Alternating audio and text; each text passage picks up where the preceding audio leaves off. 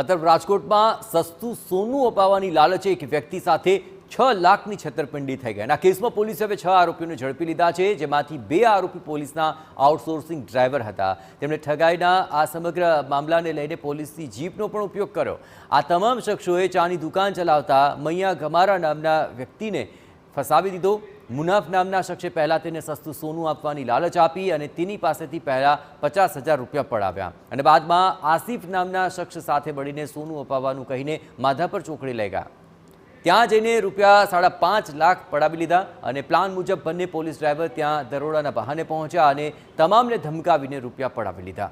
જોકે police driver Ashok Jadeja અને મનીષ ત્રિવેદી સહિત તમામ 6 આરોપી પહેલેથી જ સામેલ હતા અને મૈયા ગમારા નામના શખ્સને શિકાર બનાવ્યો. જે મામલે હવે પોલીસે વધુ કાર્યવાહી હાથ ધરી છે.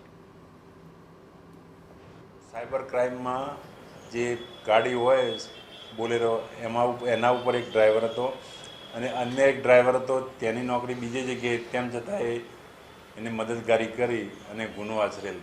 તેઓ બંને ફરિયાદી તેમજ પેલા અન્ય ફરિયાદી સાથે મળી આ બંને આરોપીઓ જે આઉટસોર્સના ડ્રાઈવર બંને મળી અને અન્ય આરોપીઓ સાથે મળી અને ફરિયાદી સાથે છેતરપિંડી જેમાં ઠગાઈ કરવાનો ઈરાદો હતો.